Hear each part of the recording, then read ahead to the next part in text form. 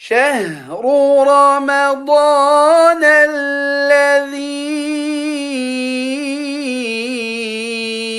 أنزل فيه القرآن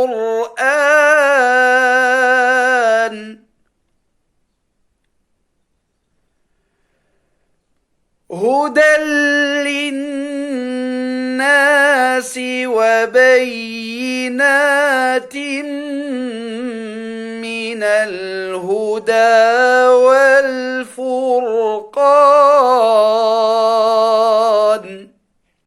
فيه شهر الخير يا أعظم شهري أنزل الله به أعظم ذكري يغفر الله لمن صام احتسابا كلما أسلف من ذنب ووزري. Salat al-Tarawih, la prière de Tarawih. Le prophète sallallahu alayhi wa sallam a dit: celui qui prie la nuit pendant le Ramadan avec foi et espoir de récompense, ses péchés antérieurs lui seront pardonnés. Il est également prouvé du prophète que c'est par voie en groupe et parfois tout seul qu'il a fait cette prière dite de Tarawih, prière qui est, d'après Ibn Hajar, une forme de la prière de nuit du mois de Ramadan, Qiyam al-Layl. Comme Al-Bukhari l'a rapporté de lui et selon l'interprétation qu'on a donnée Ibn Hajar, si le prophète ne l'a pas faite en groupe tous les jours, c'est qu'elle craignait qu'ensuite le fait d'accomplir en groupe la prière facultative de nuit, Qiyam al-Layl, devienne une condition pour que celle-ci soit valable, ou bien qu'elle craignait que la prière de nuit devienne obligatoire. Elle est instituée en groupe selon le hadith de Aïcha radiyallahu anha qui a dit: une fois le prophète sallallahu alayhi wa sallam sortit au milieu de la nuit et pria dans la mosquée et des hommes suivirent sa prière. Le lendemain, ces hommes en parlèrent à d'autres et ils se réunirent encore plus nombreux. Ils prièrent avec lui.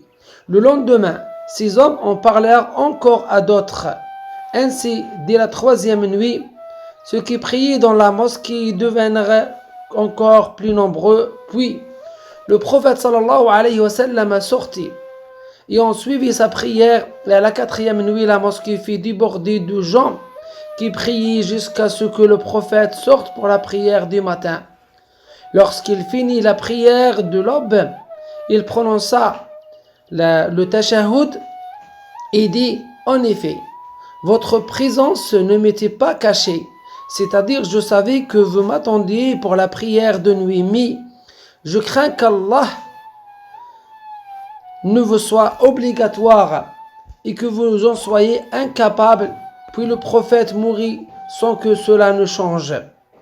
À l'époque de Omar ibn al-Khattab radiyallahu anhu, par après, cette sunna fut revivifiée par le calife bien guidé Omar ibn al-Khattab radiyallahu anhu, comme l'a rapporté Abdurrahman ibn Abd al-Qari qui dit: je suis allé à la mosquée avec Omar ibn al-Khattab pendant une nuit de Ramadan et les gens aient été dispersés en petits groupes.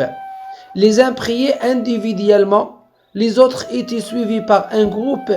Puis Omar radiyallahu anhu a dit: je vois qu'il serait mieux de rassembler cela derrière un seul récitateur. Puis il décida de les rassembler derrière Ubay ibn Ka'b radiyallahu anhu. Ensuite, je suis allé avec lui alors que les gens priaient derrière le récitateur et Omar radiyallahu anhu a dit: quelle excellente innovation, ni'matul bid'ahiyya. يغفر الله لمن صام احتسابا كلما